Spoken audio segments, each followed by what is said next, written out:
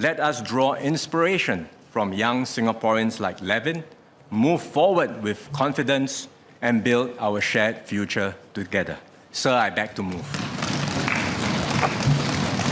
You've just heard the Budget 2024 speech delivered in Parliament by Deputy Prime Minister Lawrence Wong, who is also our Finance Minister. We're going to get some initial reactions, get a bit of a summary on this. We'll get to our post-budget panel discussion in just a while. In the meantime, playing the role of budget correspondent in that sense, her eye on the budget, Chua, Tian. You've been going through all the various measures or proposals that's been announced. Give us a little bit of a summary of your initial reaction. Right, so basically this budget seems to be very focused on the social side with some emphasis or quite a bit of emphasis on the social mobility front. Right. We've seen some changes to, in terms of business front, some tapping of that longer term trends, national AI strategy for one thing that's on the cards too, some goodies for us when it comes to the assurance package, additional vouchers, which we'll talk more about. But generally to set the scene, what we are looking at is a challenging economic outlook where Singapore's economy grew by a modest 1.1% last year, avoiding a recession. Now, looking into 2024, it will be a better year, but the outlook is mixed with what's going on in the Middle East as well. So lower inflation, higher GDP growth expected at 1 to 3%. So this budget mainly is the first installment of the Forward Singapore program to refresh social compact, keep society strong and united, and set out the roadmap for the way forward in a so-called troubled world. All right. We will keep hearing from Chua Tian, who's got summaries of the various aspects of the budget. I've just taken a look at her notes, and she's bold the word aging a lot. So we'll hear from her as we go along. Your voice, your thoughts, your needs. Money FM Budget Conversations 2024, presented by UOB. Money FM Budget Conversations 2024 is presented by UOB.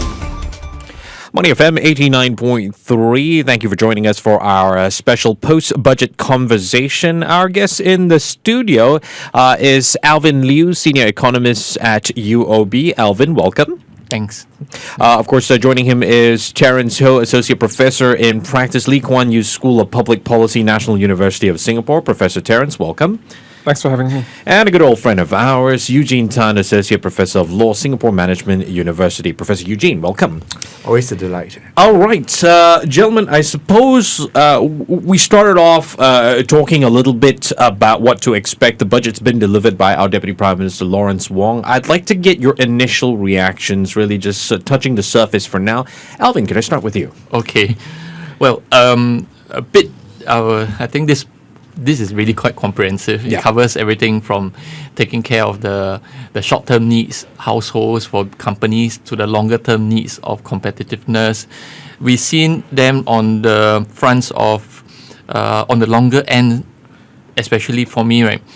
I thought, yes, there was quite a fair bit of social elements to it, but then when you look at the rest of it, for example, like how to enhance the future capability, the amount of putting into, for example, exploring energy source itself, transition and the security of it, setting up the future energy fund, that whole endeavor. And they also have really, if I were to put it, it's really comprehensive, and it covers also on the addresses on the retirement needs. They look at the family with the enhanced childcare and extending it to non-working mothers as well. And I really think that there's also quite a fair bit of tax. So I'm quite sympathetic for our tax colleagues who will most likely be working through the whole weekend. As we mentioned off air, our Deputy Prime Minister stands between, he stands between us enjoying the weekend and probably Ed Sheeran as well. Ed Sheeran. Maybe he's off to that concert. Professor Terence, Alvin mentioned it's quite a social, initially you get the impression it's a very social budget, but you look at the issues that he brought up as well. Wait a minute, perhaps it looks social because these issues are what this demographic is thinking about for the future. What's your initial reaction? Yeah, there's definitely been quite a lot of measures on the social aspect, but I'm sure the economic area is also very well covered. And what struck me as well is that issues such as national security, resilience, and national unity were also well addressed in this budget. And certainly it lived up to expectation in the sense of translating the Forward Singapore findings and vision into concrete measures. Yeah, Forward Singapore definitely a big part about of this, Professor Eugene. Forward Singapore, and part B is how to be a better Singaporean as well. Your thoughts, initial reactions on this budget? Elliot, I think I agree with all that's been said. It's very much a pro-social budget, right? That's very comprehensive in dealing with not just immediate concerns, but also with over-the-horizon issues, such as the emphasis on AI and all. But I think it is also clear, that this is a budget that will seek to remake Singapore's social compact, right? So we are looking at $40 billion in dollars, that will be spent on Forward Singapore's proposals implementation right to the end of the decade. So that's just under one modular package for every fiscal year. And so I think here, we are looking at these social expenditures, increasingly as social investments. And that is why I also take the view that this budget is also very much pro-business, simply because all these investments on training, on lifelong learning, on skills upgrading, on providing employers, with the means to support workers as they retrain, that all these are very much about businesses as well, ensuring that they remain competitive and that we're able to move up the value chain. I like the way you put it. You can't have one without the other, right? They are really two sides of the same coin. Just a quick summary or a quick reminder of the Deputy Prime Minister's opening comments, talking about how this is the first installment of plans set out in the Forward Singapore Roadmap. Have a listen. That is why we embarked on the Forward Singapore exercise, to refresh our social compact, to keep our society strong and united, and to set out a roadmap for our way forward in this very troubled world. Through Forward Singapore, we aim to give more assurance to help Singaporeans navigate the uncertainties in today's world, strengthen our sense of cohesion and solidarity, and keep our society together. For as one united people, we can overcome all odds. We can turn every challenge into opportunity and every vulnerability into strength. We can build a nation that is vibrant and inclusive, fair and thriving, resilient and united. I want to start with the professors here. So, first installment of our Forward Singapore programs. Professor Terence, was Budget 2024 a good indicator of this roadmap that he mentioned for the next 10 years? I mean, were the pillars addressed well, in your opinion? Yeah, I think each of the pillars did receive very much attention. And in particular, what stood out for me was the reskilling, the issues to do with supporting Singaporeans who want to upgrade the skills. So it's not so much just sort of immediate fix to the current cost of living issues, but how to increase earning capacity for individuals, for firms as well. Professor Eugene, your thoughts? I thought in some respects he did play his cards pretty close to his chest. Because, I mean, in his Facebook post yesterday, he spoke about how the budget is today, the statement that he had just delivered is really the first installment.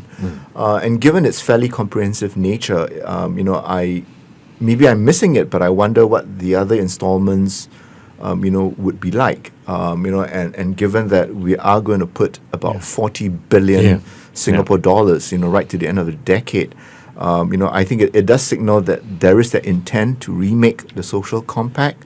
But I think for now, they are not going to reveal, all their cards at this point in time, and I think for good reason. Yeah, well, there's a COS as well.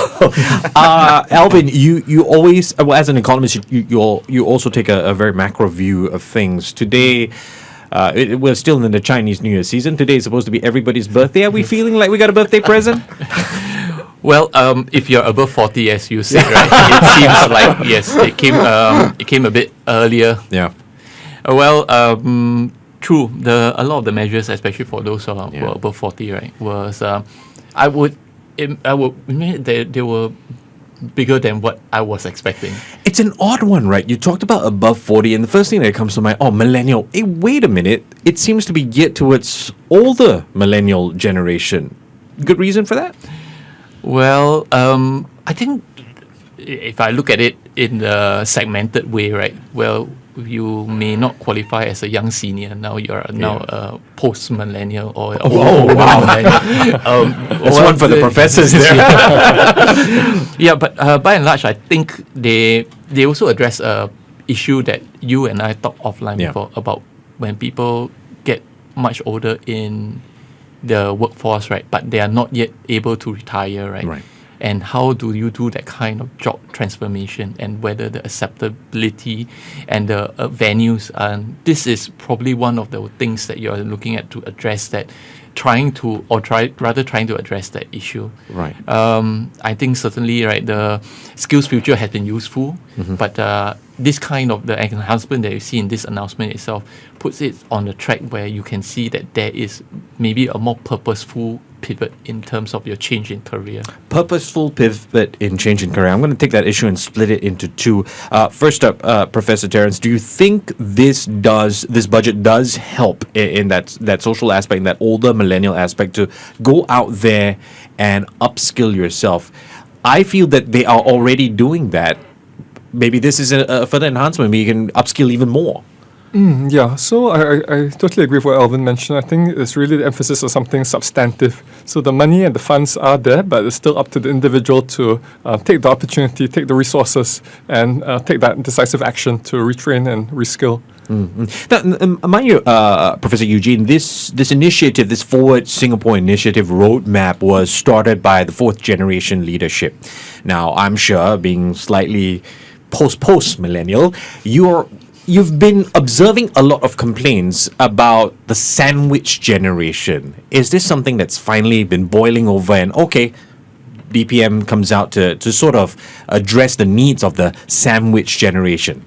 I think very much so. And Elliot, I think you put your finger on something that has been top of the mind for many Singaporeans. And so when you think about the fact that we have now different packages, for anyone born 1973 or earlier, I think the focus on those 40 and above, getting a fair amount of attention in this year's budget, I think does suggest that this is a group that perhaps might feel the impact, if not now, very soon. So the children are growing, so demands on them in terms of household expenses are going up. But there's also the possibility that, given that most of them would have left school, 15 years or more, there is that need for them, to refresh themselves, to make themselves continue to be relevant, to the workplace. So I think when we look at that particular demographic, I think it is clear that, even though without a so-called post-millennial package for them, it is clear that the policymakers recognize that there is a need to move upstream, such that you can obviate the need, for maybe rather expensive generational packages. Yeah, and that's the interesting thing when you look at these budgets. It's always a case of on the one hand, the government is trying to respond to the, let's just call it, complaints or feedback, and you're also trying to look ahead. Alvin, one of the constant feedback that has been thrown around even in the public is the cost of living. Real incomes have not kept up with the recent surge. There's an issue of inflation, etc., etc. Your thoughts on the enhancement of, in fact, I'm going to get all of your thoughts on the enhancement of the assurance package. Do you think it's enough to keep up with the world that we're in right now? Yeah. It's never enough. I'll say it. The good part is, if what happened last year was an indication, if it is not enough, we can always see a September top-up. Okay. That is the flexibility that this plan has for. So again, that it is really hard to see whether this is enough. But certainly, right, based on if you look at the amount measure, right, and how it is so targeted in a way. If you look at the aggregate, and they did the breakdown, or for a middle income family and for retirees, right? It is substantial based on the absolute amounts. But this is a short-term fix for a problem that could turn out to be longer than this period. Sure. So we would have to. That's why I think, and his speech, I may be paraphrasing, right? They need to take care of the immediate problem. Yeah. But at the same time, right, they need to make sure that you have to improve on the productivity, the hireability and the employability of the person, right, to make sure that they go longer. Yeah. It's like that rather famous saying that you can give a person a fish, eat it one day, by trying to teach the person to fish, right, he can feed himself forever. I think that's the concept right now. But you can't teach him to fish while he's hungry, so you must give him some fish right now. Yes. But you must also not forget about teaching him to fish or giving him the incentives to go and learn fishing. Yeah. And it's not as direct as giving just half a fish if to do the math. Since Alvin brought up taking care of the immediate, I think one of the most immediate things that Singaporeans tend to talk about, GST hikes. I mean, we had the second one this year. Just to combine the question a little bit, gentlemen, the enhancements of the assurance package, is it enough in view of the GST hike, Prof. Eugene?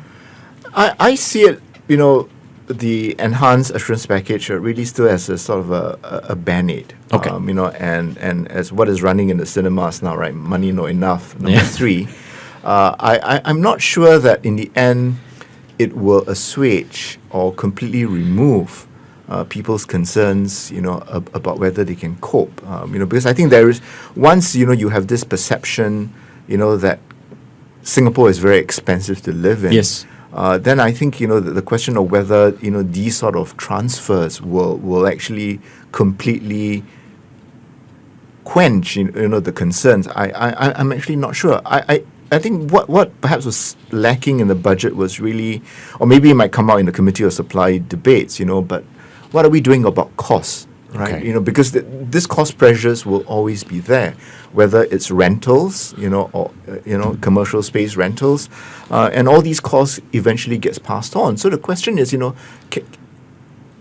are we now constantly chasing our tails, or do we really need to relook about, how we do business, how do we manage our costs, because this transfers, while we are in a strong fiscal position, it is also dangerous when we no longer have that fiscal maneuvering space, and worse, if it becomes a habit, that every year we expect, the government, to deal with our cost of living concerns. I wanted to ask Professor Terence, as Prof. Eugene was speaking there, if you do these transfers, but perhaps we need that mindset shift. But how do we implement a mindset shift if the questions that Prof. Eugene is asking it can only be answered by the government? Yeah, so actually I do see the support through the top-ups to the assurance package. While generous, I do see signs of a transition from the near-term support to what we talked about earlier, raising the earning potential of individuals, of firms, through skills and productivity. So besides this sort of band-aid support, I think what's also significant are the strengthening of the structural transfers, which are the permanent schemes such as the workfare and the silver support. And besides that, of course, besides the capability to earn more, the structural transfer, I think what Prof. Eugene mentioned as well in terms of costs and affordability also need to be separately addressed. It's been quite interesting. I mean, Alvin, we've talked budgets for quite a few years now. I'm focusing on this budget. Usually every budget you kind of see it, maybe one demographic tends to benefit the most. Any initial impressions, especially talking about this assurance package, which demographic tends to benefit the most in your opinion? Well, I mean, off top of my head is the above 40. When you see those numbers for the top up for the Skills Future, those are substantial, because if you're looking at initially what is a 500, now for that above 40 you get a 4,000. That's a few time increase.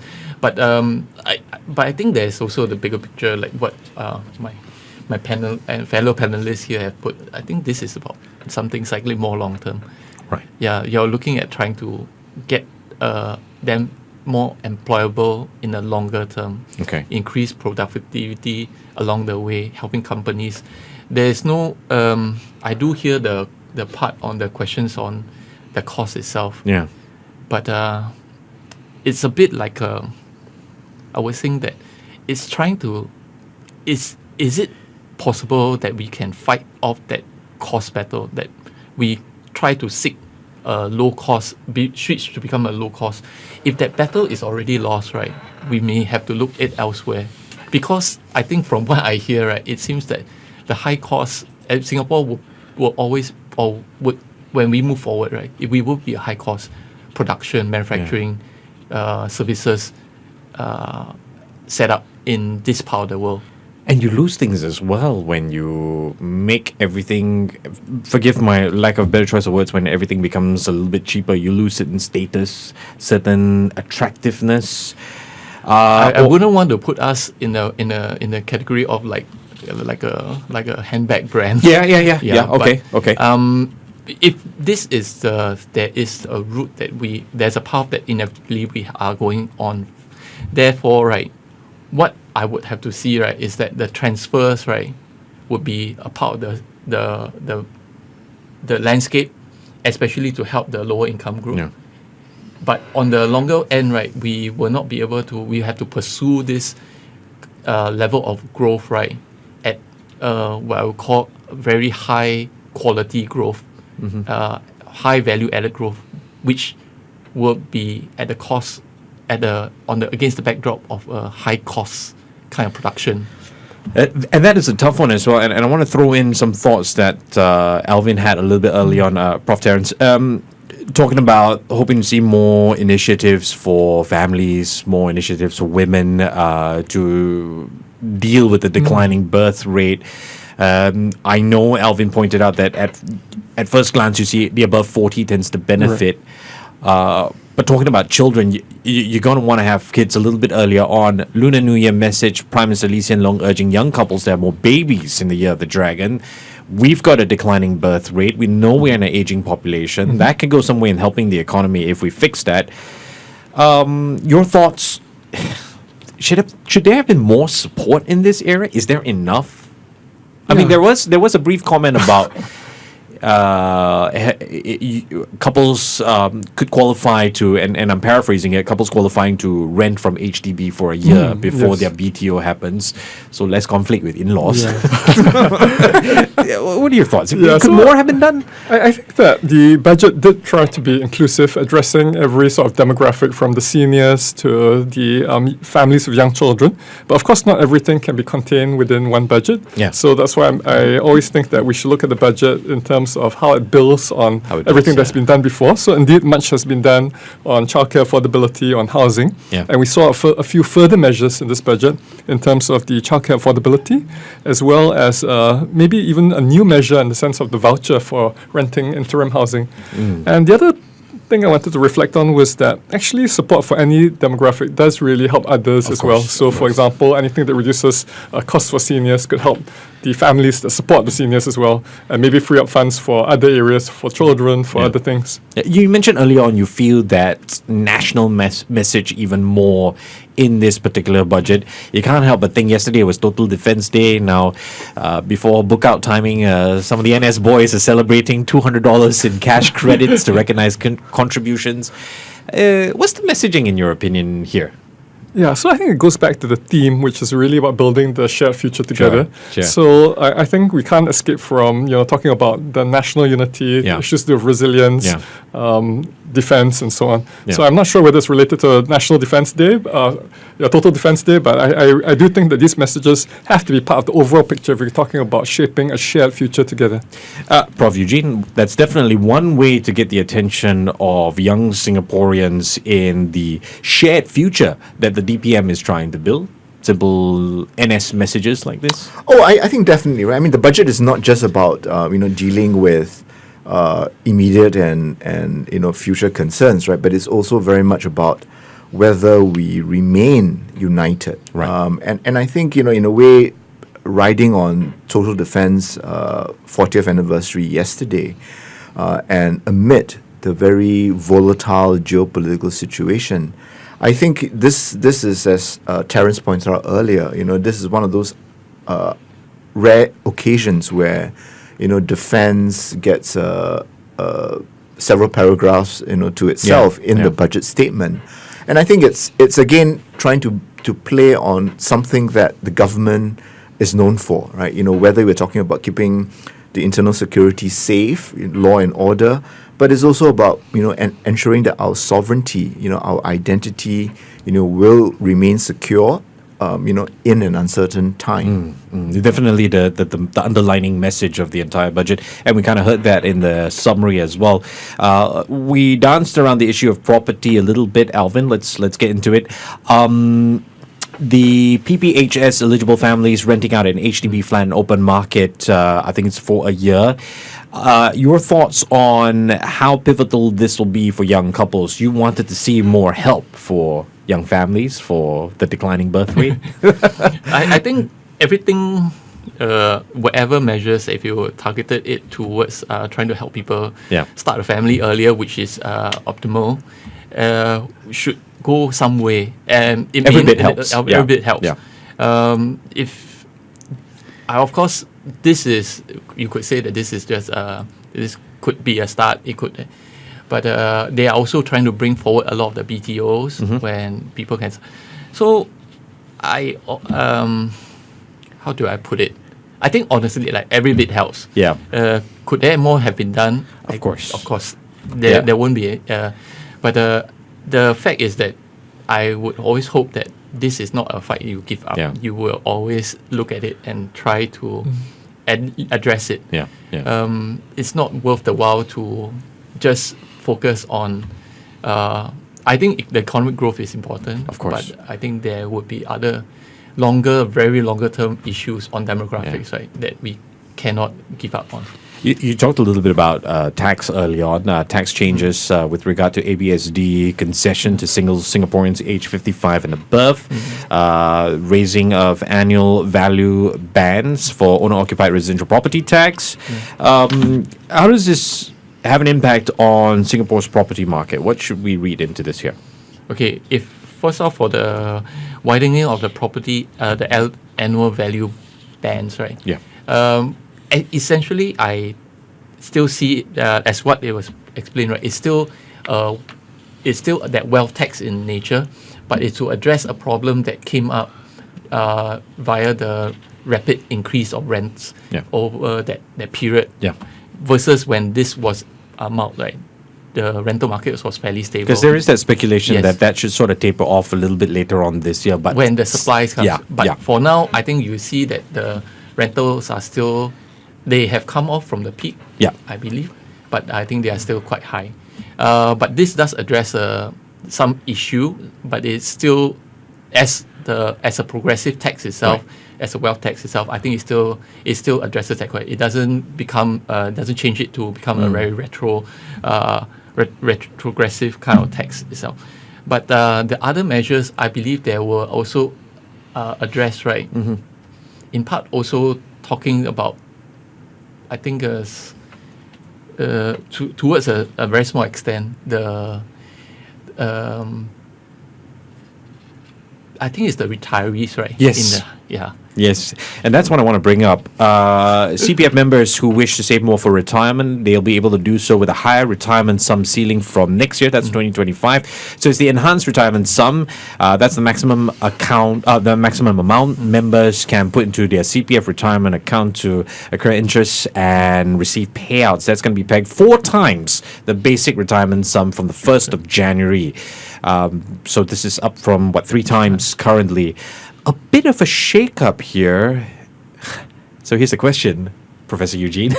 Is this the right time to do so? I think it, it's in a way long overdue in my view, right? Yeah. So, my parents' generation grew up, on the belief that your CPF funds would be adequate, for your retirement. Yes. But the way the cost of living increases have accumulated over the years, I think that makes it, very challenging, right? Yeah. And so, we will need all these different packages to help older Singaporeans along.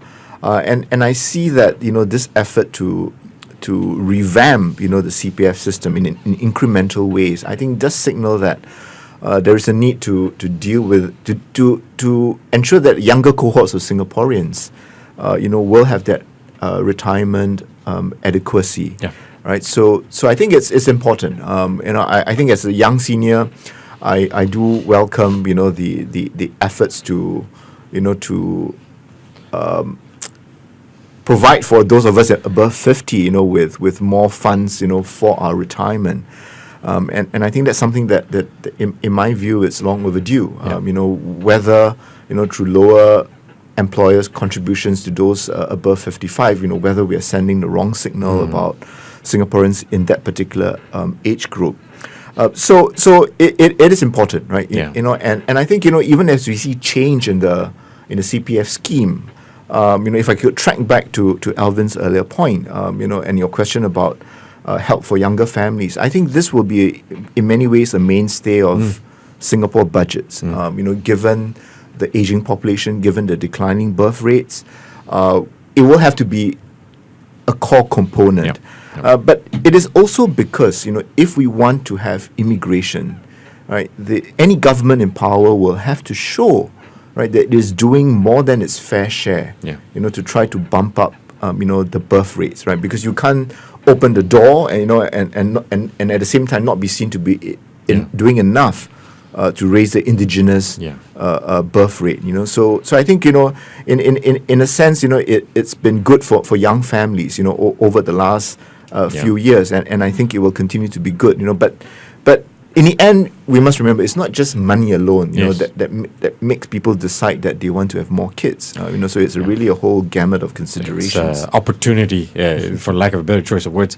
But one mainstay of every budget tends to be a focus on the lower middle income Singaporeans. We've got some stats here. 1.6 million lower and middle income Singaporeans currently in their 50s and 60s set to get more help to boost their retirement adequacy. They're calling this the Majula package. That's expected to have a total lifetime cost of about 8.2 billion. Big number there, Professor Terence, 8.2 billion. Your thoughts, comprehensive enough, this Majula package? Yeah, I believe there was an enhancement to the Majula package since the National Day rally announcement. So that one component now is being extended to all, regardless of the property value or income. So I think that's quite significant. And what I noticed as well in this budget is that there's quite a bit of setting aside money in funds for the future, whether it's for social causes or economic causes. And certainly the setting aside for the Majula package is going to be one of these significant, when we have the funds, we make sure we ring fence it and set it aside so as not to burden the future governments and generations. All right, we're going to hear from Chua Tian in just a sec. We're going to run through some of the announcements for individuals, how this is going to help, especially in the Skills Future Credit. This is something that our panel's looking forward to talk about as well. But first, let's hear from the Deputy Prime Minister. We started Skills Future nearly 10 years ago. Since then, government spending on continuing education and training has nearly doubled to $0.9 billion last year. Today, every Singaporean gets a $500 Skills Future credit, and all employers get support to train their workers. We have also built up a wide array of training options which individuals enjoy generous subsidies for. I will therefore introduce a new Skills Future Level Up program to better support our mid-career workers. I will share the broad thrust of this package, this program, and the Minister for Education will provide more details at the Committee of Supply. Deputy Prime Minister Lawrence Wong there, sounding a little bit like a gamer. Level up. Tian, our budget correspondent for the day. Take us through some of the announcements that he made throughout the budget. How is this something that people who are looking to upskill should be excited about? Well, certainly something to be excited about, especially so if you're age 40 and above. Now, currently every Singaporean gets $500 in Skills Future credit.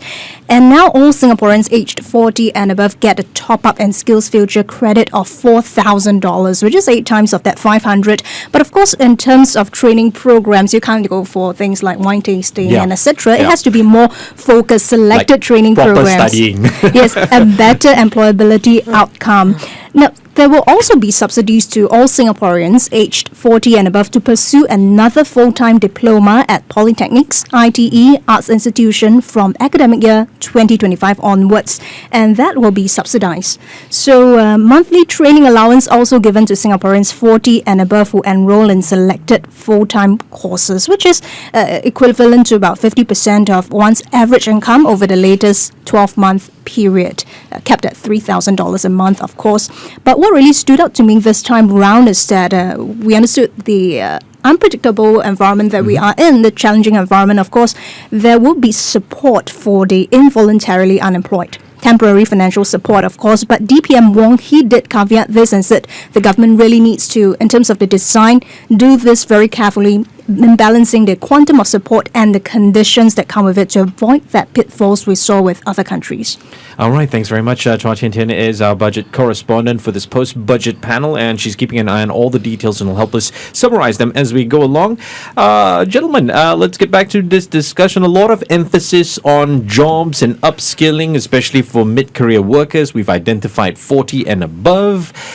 How should we read into this, Professor Terence? Any initial thoughts? Yeah, I suppose 40 and above really covers actually a large part lot, of the workforce, including myself. Yeah. So I think it's just to differentiate from those who are still, fresh out of school, doing the first. But it's really to encourage people in the workforce who spend some years in that to think seriously about making that investment in the future, given that now people are working for longer, living longer. They have a long runway. And also given, of course, the environment of changing technology and job requirements being so much in flux. So this reskilling is really going to be critical for both the individual, making sure they have enough, as well as from a national standpoint. I've just been waiting for the year where the word of the year would be pivot. Alvin, this whole talk about upskilling has been around since we've had quite in-depth discussion since the pandemic. Who do you think benefits, or should I say, which sector could benefit the most from mid-career switches here? Technology? AI?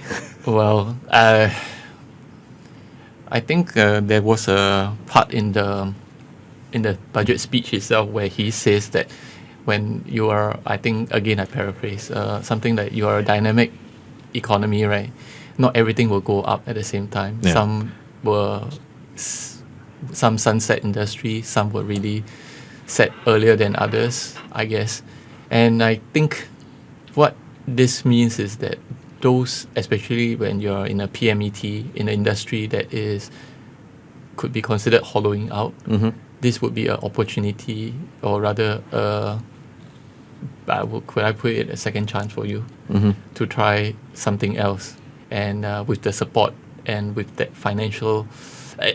It may or may not be enough depending on what levels you are talking about, but certainly is better than not having. And also is a recognition, the fact that some of the industries, when they are disrupted, right, it doesn't always come back.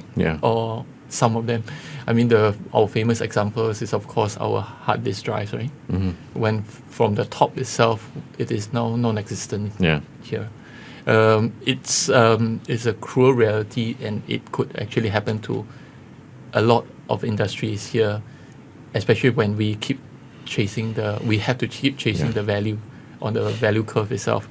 That puts those PMETs in those industry. This gives them, I think, a good chance, at least that chance itself, to do that transformation. There is, of course, there will be difficulties. Yeah, of course. When you are in your 40s, I don't think you will be able to pivot to become a data scientist. It's not that easy a task. But there might be other opportunities that could allow that pivot into a different role. I used to use the example of I think the easiest ones I think of is maybe instead of being a manager in a manufacturing company on the logistics end, you could, with that itself, learn a bit about pharmaceuticals. Sure, yeah. And switch as a manager or some logistics front, or the logistics related work in a pharmaceutical company, which we are seeing quite a a fair bit of the companies are already here, and we have vaccines plants coming up. So that is something that I can see that this could be helpful. Core transferable skills in that sense. Core transferable skills, but you learn something new because it's an entirely new industry. Yeah. Yes. And on that, I found a CD-ROM recently during spring cleaning. Do you find a player for it? It's up on eBay. No. Professor Eugene, I'm glad this topic is out now. I really want to ask you this question. I went back to school at 40. It was terrible because the other kids were 21. But I finished it. I got my degree at last. This was 2 years ago. Recently, I've been talking to a lot of people, and this phrase keeps coming up. The tolerance level for someone like you in your 40s to pivot and transit is very low compared to someone in their 30s. I happen to think that a lot of people my age group are taking advantage of this to upskill. But are the receiving and the employers? That might be the real problem here. No, Elliot, I think you raise a very pertinent point. You know, the question of whether, you know, the mindset changes, particularly of employers and maybe even among some of us, you know, in our 40s and 50s, you know, whether that will keep up with what the budget is trying to lead us to. You know, but I think it is important, you know, to recognize, you know, that we are now into this lifelong learning national endeavor.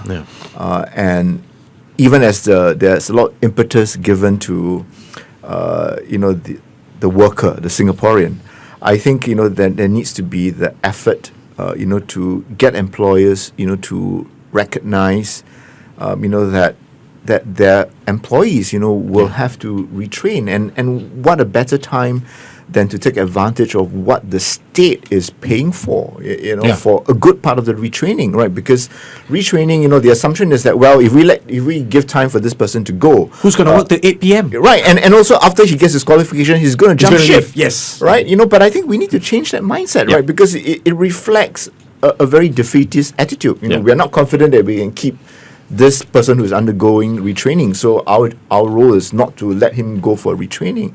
And I think in the end, everybody loses, right? The worker, the company, and the country as a whole. You know, so I think, you know, that's a conversation that needs to be had. You know, the idea of someone, you know, trying to, as Alvin says, you know, repurpose some of the core skills. And I think that's important, right? Because I think we already have enough problem, you know, where employers start to pigeonhole people, right? You did a degree in X, you know, you must do X-related subjects. You know, but it's really, as I look at university or tertiary institute, it's really a training of the mind. How you think, you know, how you apply those skills. Those are really the intangibles, you know, that will ensure, you know, that we remain employable and that we are, as a country, you know, that there's employment resilience. I keep coming back to surveys that have been published that said that over 80% of people leave a job because of a bad boss. That doesn't mean you're a terrible person, but maybe you're just not supportive because of this insecurity that we tend to have. You get educated or upskilled, you're going to leave. That's a problem. It is. Yeah. Professor Terence, what we've sort of highlighted that this is very geared towards our age group, 40 and above. What would you say to someone who's in their 30s now going, hey, what about me? Because we're in such a highly competitive society when it comes to education and skills. So I'm in my 30s, what about me? Any thoughts there? So I guess those in the younger group, they will have benefited also from the suite of changes through the education system, the enhancements over time. And therefore, it's not surprising, I suppose, that there's a bit more emphasis on the older ones who have been in the workforce for some time and need to keep up with the latest. But I guess in this budget as well, there was an emphasis also on helping the ITE graduates to upgrade and to obtain the diploma. I think that's a very important segment as well of our workforce. And I think for other young people, they would probably be looking ahead as well.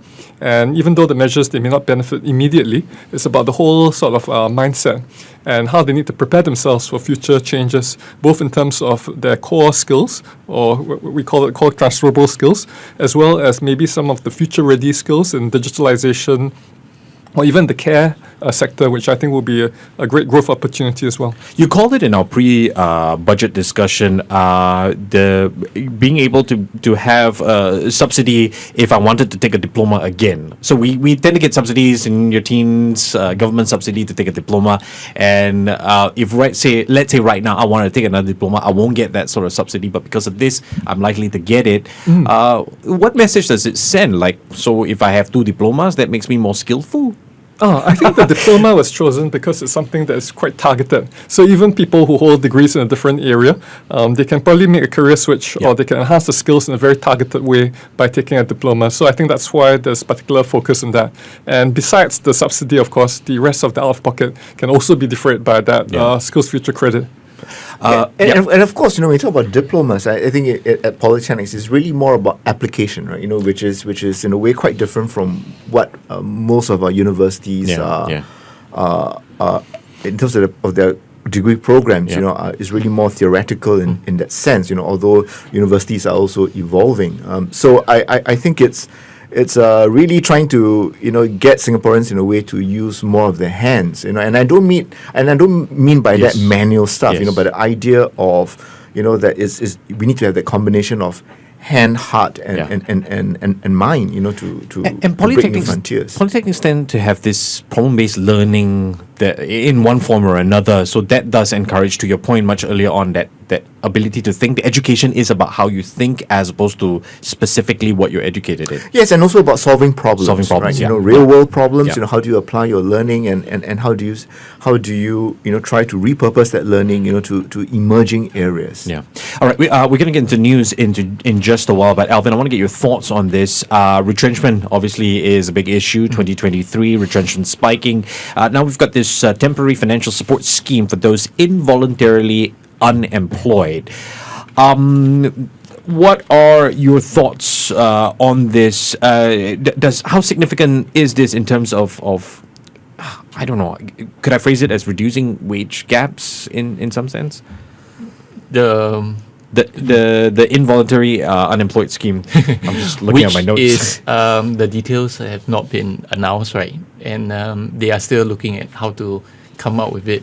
I think this is a good step. This is something that is it's a reality that is matched with the trying to pivot your career at.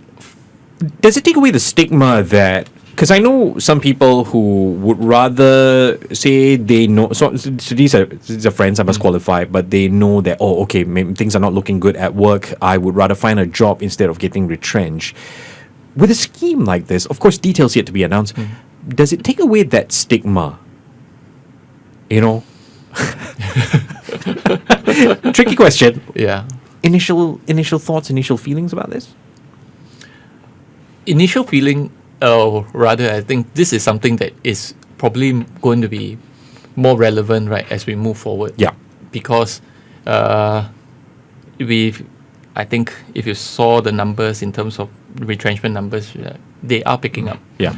And some of them were specific to nature in certain industries. But in those industries as well, right, if it's a tech industries, right, I would think that their skills are transferable to another place. Pardon me, I'm just trying to squeeze in as much as possible before we get into news. Professors, if I could get your thoughts on this. Progressive wages, obviously, part of key strategies to uplift lower wage workers.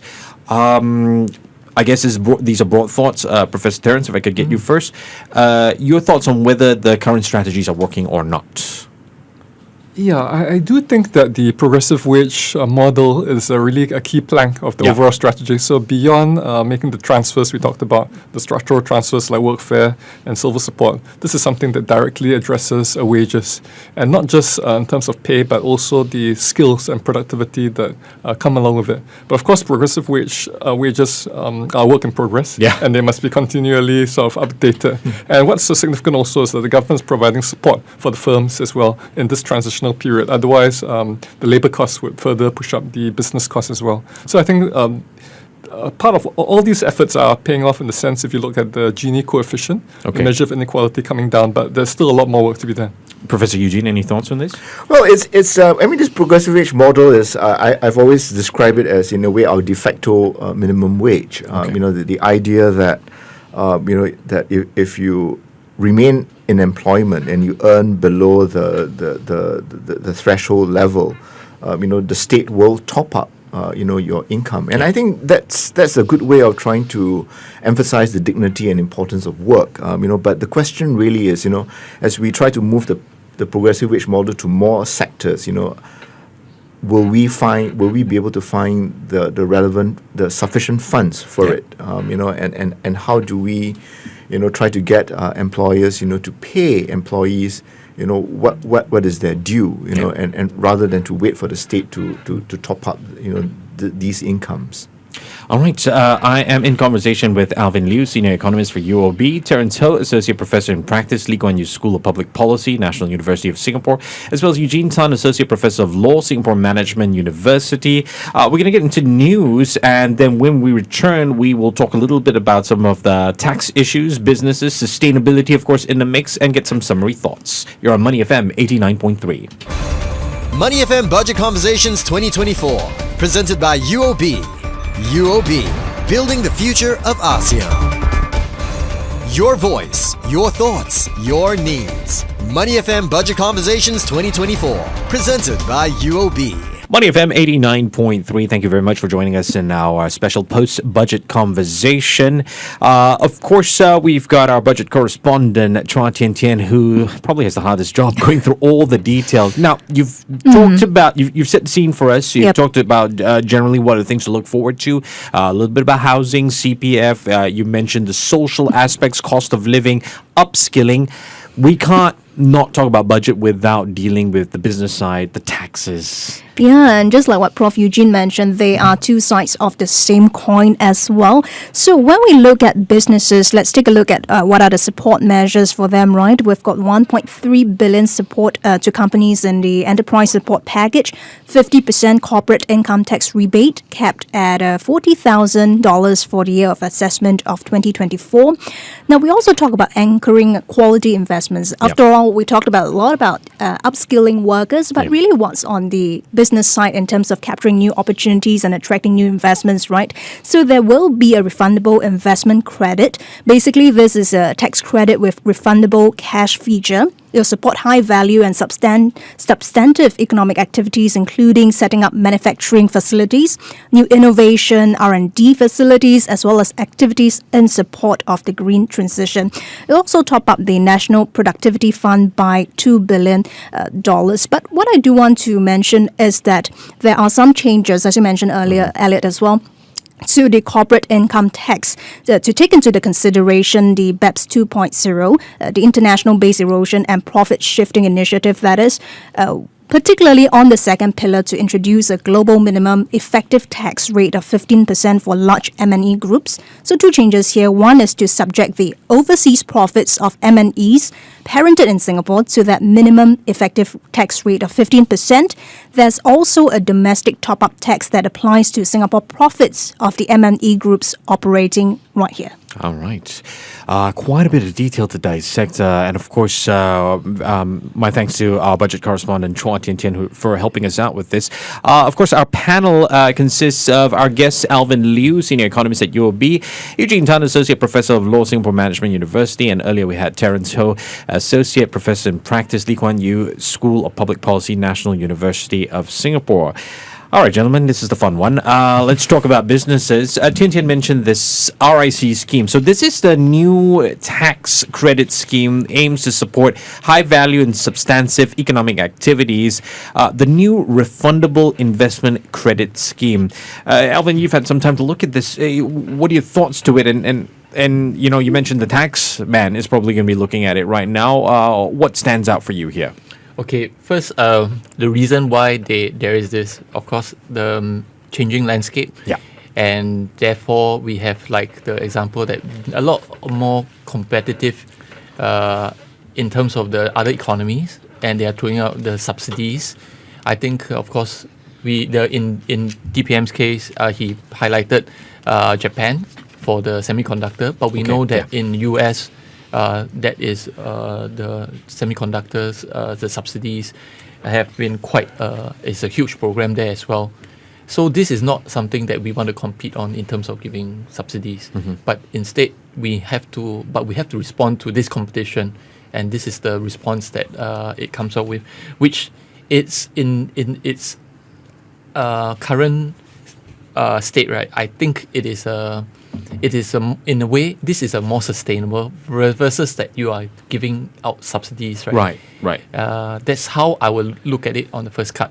And realistically, because this is really this a response to what is really happening in the major markets, Right. and if we don't do anything, this doesn't make sense. Okay, if we don't do anything, this doesn't make sense. Prof. Eugene, your thoughts on this, and I suppose maybe how significant is this where, as a country, we're trying to attract quality investments? Because that itself is a bit of a race that we're trying to take part in. Yes, I think that will always be a key prong of our economic strategy. But there is also the challenge of what is it that we can bring to the world. So we are trying to bring the world to Singapore. What is it that we can bring to the world? So in many respects, I think here the refundable investment credit is an attempt to find the next big thing. Okay. What is it that Singapore can make or produce? That will be something that will be needed, in many parts of the world, something that is of high end, that will require innovation, research and development. So it's really an attempt to, in a way, the government working with the private sector. Okay. Right? So you put in the investments, the private sector, the state will refund you whatever, so it's win-win in that sense. And of course, we mustn't forget that when we talk about the refundable investment credit, that is also complemented, by the National Productivity Fund top-up, of $2 billion. So again, the idea that, if we go for this high value and substantive economic activities, that they could also in many ways promote productivity as well, or at least to see something as, what is it that can improve productivity. And I think when you look at the funds that have been set aside for artificial intelligence, Yes. I think, that could be something that the government is also looking as perhaps, something that Singapore, could get that first mover advantage, Okay. given that AI is not something that you're probably going to need large tracts of land, and, sure. what it needs really is significant investments. I'm not sure if I'm on the right track, Alvin. Correct me if I've got the wrong mindset here. But not every company makes profit so soon. Is there a risk that companies could be left out? We are talking about, if you're talking about startups, definitely that fits Right. the numbers, the things that you talk about. But I think I would like to build on what Prof. Eugene had just said as well. Because you talk about the emphasis on things like the AI research, where they put in funds there. There is also one that we had, the financial sector development, where there is a $2 billion top-up to this fund itself. I think by and large, we also can see a picture of where the focus of the government in terms of the industrial process, industries or the segments of the economy that they are in focus with. So we are looking at technology, high-tech. We are looking at trying to attract high-tech companies here. We are also looking at related to that AI. Right? And also we are also at the area where we are going to build on our financial sector strength. Yep. So those are, and of course, financial sector, it's still is a very broad, but again, it also generates very good paying jobs. Yeah. I like how you say it's very broad. I'm sorry to interrupt there, but it kind of, every year is a blueprint for an SME. For example, if I'm just using the SMEs, how critical it is for them to find that right opportunity in the right market or whatever is trending at the moment. It is, right, and I know much is in still SMEs, but like it or not, they still remain that very important part of the economy. Majority of Singaporeans are employed by SMEs. So these two schemes, right, whether it's the National Productivity Fund or the refundable investment credits. This is something that both local businesses, whether they're big or small, can certainly take advantage of. But I think it is also about trying to continue to ensure that we have a vibrant manufacturing sector. Sure. Right, so even as I recognize the importance of the financial sector to Singapore's economy, I think there's always the concern that we will lose that battle in keeping about say 20% of the economy being devoted to manufacturing. So this is really again right another attempt to keep plugging at building a strong manufacturing strength in Singapore. Yes, I mean, like you mentioned, 20% or 1/5, but every report that comes out, a lot of focus tends to be on that manufacturing sector as well, and what it indicates. MNCs have been put in a position where they've got to reduce their carbon footprint. That's a common topic as well. I want to direct it a little bit differently. Gentlemen, your thoughts on the support given to SMEs to adopt green solutions? Another trending topic. In the budget itself, I think what he emphasized on is quite correct. It's because the MNEs are the ones that emphasize and you want to be plugged into their supply, part of their supply chain, right? Yeah. You have to follow the rules as well. The green sustainable measures that they have put in place. They also request they will have that influence on their supply chain. But this is very much like I put it in I've tried to put it in the reverse itself. Okay. If the SMEs here, they can continue to build their strengths, their expertise, their efficiency, right? And they also add on to that layer of sustainability that they have on them, right? It will naturally attract also the MNEs to come here to set up shop. Rather foreign investment in that sense. Because right. if you think about it, it works both ways, right? Yeah. The MNEs must be attracted here for other various reasons. If the SME provides that backdrop for them, for their part of their supply chain solutions, right, then they will also increase the attractiveness for those companies to set up here. Rather than you would have the company here, then to start building up the SME strengths to support them. Right. So I think it works both ways. Elliot, so I think this green transition, every country is doing it, right? Or at least countries that are serious about trying to contribute, to climate mitigation and adaptation. So in this regard, right, I think this effort will, I think, also help Singapore to achieve the goal of being carbon neutral by 2050. As Alvin also pointed out, there is the challenge of ensuring that whatever goods and services that we sell abroad, that they will be able to meet the environmental requirements. It's not an issue now, but I think it will be a growing issue, as climate mitigation and adaptation efforts, take on greater urgency, particularly in the EU. And North America, and these are important export markets for Singapore. But we're also trying to build on whatever natural advantages that we have when it comes for companies, wanting to test bed new and emerging technologies. Yeah, again, in line with, I know some people don't like me using this word, but creating Singapore as a bit of a hub for all things. Precisely. Taxes is also something that was talked about. Personal income tax rebate, 50% adjustments of the AV bans for owner-occupier residential property tax. Alvin, anything stood out for you there? Benefits to lowering taxes in Singapore? I think if you look at that itself, as the statement had always put, it is to address more to the middle income. Yeah, for those tax measures. And I mean, it's again, in that sense, a good measure. It's not regressive in nature. Yeah. So it serves that purpose itself. But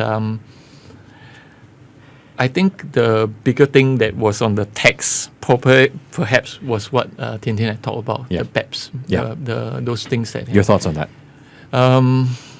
First off, right, well, I see in two unfortunate terms. Okay. First, right, they said that it may lower corporate tax, correct? Yeah, so it may lower.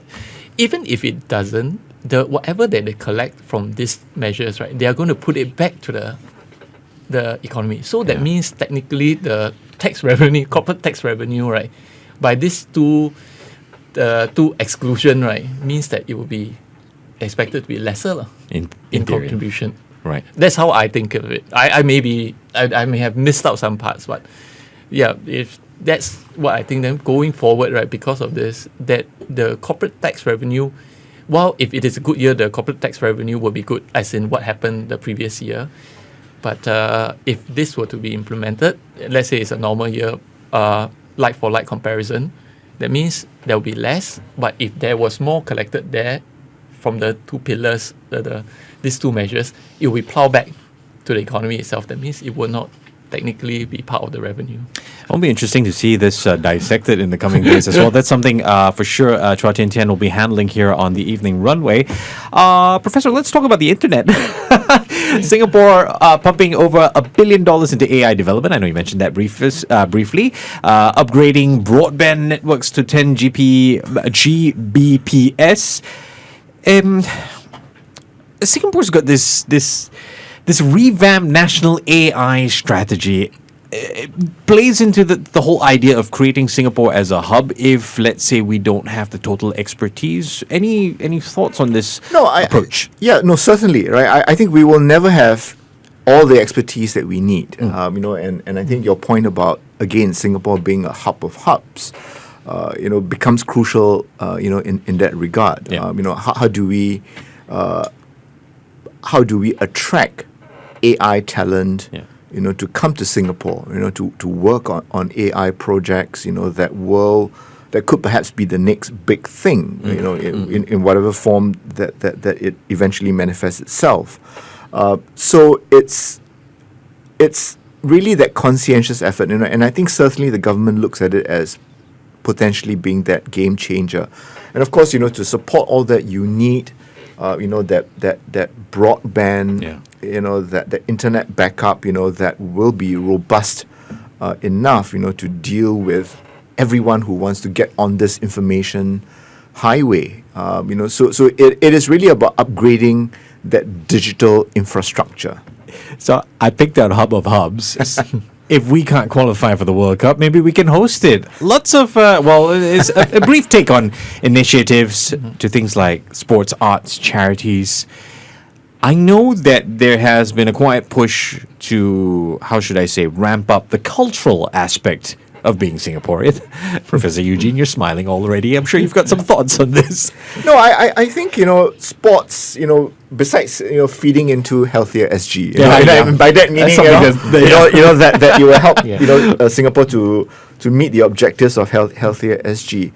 It is also a great way, for people to come together, enjoy a game of sport, whatever it is, but also to build that national unity and identity. So even though we may not be world beaters, in many sports, but I think it is important that we, get people to see, sports as a way in which, we can lead healthier lives, but also lead a balanced lives, away from the rigors of work. As I tell my students, right, if you study hard, you must play equally hard, right? Because the moment is not balanced, you're in trouble. Yeah. But I think it's also about, given the investments in the sports hub and all, and the continual development in that area, that we also want to be, a key site for major sporting events. I don't think we'll ever be able to host an Olympic game, for example, but certainly, very targeted events. I think that's certainly one that we want to continue to develop, because it also helps the tourism dollar. Yeah, for sure. I mean, I tend to think of it as you can't be a great student if your blood's not circulating. So sports as a culture, right? Yeah, sports as a culture. Very quickly, Alvin, let's talk about the fiscal position of Singapore. So they expected to end financial year 2023 with a deficit of 3.6 billion. So that's about 0.5% of GDP. For financial year 2024, budgeting a small surplus of 0.8 billion, about 0.1% of GDP. Are we in a good balanced fiscal position? Your outlook for Singapore's fiscal position? Okay, looking for the the one in fiscal year of 2024 itself, this pretty much syncs in sync, or rather with our outlook. We were looking for a slight surplus, but this is really, this 0.1 is very balanced. This is rather fine-tuned in terms of the number itself. But again, reinforce the importance for fiscal prudence, balanced budget, but at the same time, you see the measures, right, have been very broad-based, and some of the measures has still been quite generous in terms of the magnitude, the absolute amounts. Perhaps I still like to go back to that sports. Perhaps it is a bit difficult for us to host the World Cup alone, but definitely there is a model that is awaiting us in North America, where the few countries. That's right. So this may be a model that works for us as a region. I mean, if you think about it, right, this is off the top of it's very ASEAN. We could easily 10 countries, right? Each have one stadium. Don't need to wake up at 3 a.m. to watch the games. But I do agree on Prof. Eugene's the assessment for this, the need for this area, because I mean, if you focus on economy, on livelihoods, and yet there is no others, right? No cultural aspects, you tend to be you not be able to build the national identity. There's things that are intangible. Yeah, you're segueing into a very juicy bit that we will get into in just a while. But I guess with where the budget is concerned, in summary, first for Singaporeans, upon hearing this, reading about it in the newspapers, etc., what do you think the possible reactions from Singaporeans will be, Professor Eugene? I mean, we're still within the Chinese New Year period, and I think, one can say that there have been quite a number of ang paos or red packets, given out. But it's really what we make of these budget allocations, that will really make the difference. I think it is clear that, the government looks at social expenditures increasingly as social investments. Okay. Right. Whether it's building stronger families, helping workers to retrain and all. I think it's clear that they're looking at it more as investments. Are they trying to make people in that age group stay in Singapore instead of look elsewhere for opportunities? I think so, right? I mean, we the system here produces, people who are very much in demand, in other parts of the world, and so we need to continue to be able to be equally attractive, if not better. So I think there is a lot, in this budget. We've already spoken about how comprehensive it is, in terms of the very broad coverage. But I think it's also clear, given the investments that are going to be set aside for the implementation of Forward Singapore, 40 billion, right, right to the end of this decade, that I think we are clearly, have adopted a welfarist orientation, in the way we look at how public spending is done. So this will be differentiated from being a welfare state, but the idea, that these are expenditures, if properly calibrated, properly targeted, become investments in the end. Okay. Alvin, your thoughts on possible reactions, and I think more importantly, are you satisfied with the budget? Well, I would say that this is really quite broad. And if we were talk about the expectations and what we hear from the ground, right, they have delivered those the enhancement to in short-term measures to cost of living, right, in terms of the CTC vouchers, whatever, those areas, the you save kind of measures, right? Yeah. It meets that. But at the same time, right, it does address that. It gives you the opportunity. Again, I go back to that. It doesn't just give you the fish. It tries to give you something to learn how to fish. Of course, some skills is not just like fishing. It's more difficult, but it's a start. Fishing, it can be difficult. Yes, yes, I stand corrected. I did see some TikTok videos of deep sea fishing. I think those are quite something else. Yeah, don't get me started on fishing. All right, some final thoughts in just a while. I do want to play this clip of Deputy Prime Minister Lawrence Wong talking about a united nation. Alongside our investments to strengthen our economy and society, We will also make the investments needed to forge a stronger and more united nation. We will safeguard what makes Singapore special and resilient, our commitment to take care of and defend one another, sustain the trust we have in each other and our institutions, and build our strong sense of national pride and identity. Okay, come on. Prime Minister Lee Hsien Loong, in his Lunar New Year message, along the lines said the words, if all goes well, things get handed over to the Deputy Prime Minister Lawrence Wong. This is a conversation that's been around. Looking at this budget, now, I could plainly say, is this an election budget? What I want to say is it a smarter budget? In the sense that I'm talking to a group, a demographic that's a lot more educated, that knows how to see it's a tale of two coins. Do you think it's a smarter, targeted type of budget, a more strategic budget as we potentially head into an election? No, I like the way you put it, right? I think there's been a tendency to see whether, this is a budget that demonstrates that the ruling PAP government is gearing up for an election.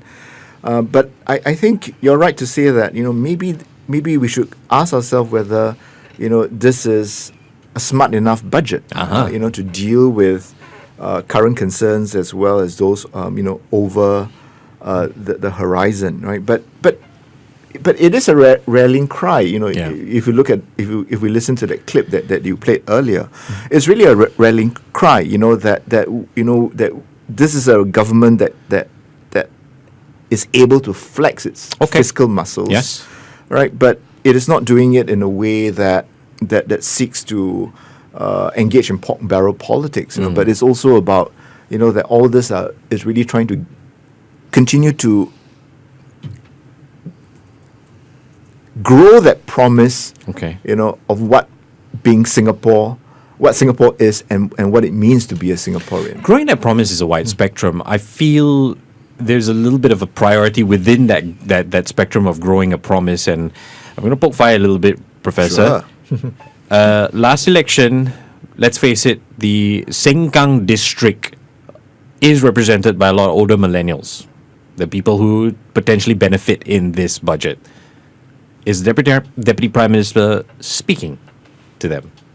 Well, I think he's speaking to the whole of Singapore, right? Because we do have, millennials now or the older millennials, in many of the newer estates, right? Whether it's Bidadari or Tengah. Sure. And so there is that conscious attempt, right? Because, this is the demographic group. Yes. Right? That the third world to first world in one generation narrative, doesn't really resonate with them, because all they know of Singapore, is a prosperous Singapore. But at the same time, right, they might also be feeling that all this prosperity is also passing them by. And I think this budget, seeks to try to assure them, right? It is really, talking about the enhanced assurance package, right? This is really an assuring budget, if I can put it that way. Alvin, you get the final word on this. Plus, does this show or somewhat hint the priorities of Deputy Prime Minister Lawrence Wong? Well, first, certainly, right. I would think that he's not just talking to millennials in Sengkang. He's also talking to my mom in Sengkang, who happens to be in Sengkang. Yes, some of the measures for my mom, definitely for those in that age group, right? This resonates for them. The help, immediate help, the longer term help, everything. Those bits all count. To the extent that this is it also the way I would see this as a competence of the current the upcoming leadership that will take over eventually. I do see some things that they are in still in discussion. The fact that they put it down on paper, right, as is a commitment, but not to rush into things is the right approach of a prudent government. This all, to me, it all reflects all these points, and the fact that we have dipped into the reserves for that 40 billion for COVID already. And this is already, for us, this is what is past. And what we seek to look forward to, right, is the next, because wherever, regardless, right, the elections need to be called before November 2025. Yeah. Whether it's called within this year or early next year, right, that deficit that has been taken out from the same will not be covered. Yeah. So it doesn't really matter anymore at that point. Yeah. All right, I've been speaking with Alvin Liew, Senior Economist, UOB, Eugene Tan, Associate Professor of Law, Singapore Management University, and earlier we had Terence Ho, Associate Professor in Practice, Lee Kuan Yew School of Public Policy, National University of Singapore. This has been Money FM 89.3's special post-budget conversation. Many thanks to our budget correspondent, Chua Tian as well. Money FM Budget Conversations 2024, presented by UOB. UOB. Building the future of ASEAN. Your voice, your thoughts, your needs. Money FM Budget Conversations 2024. Money FM 89.3.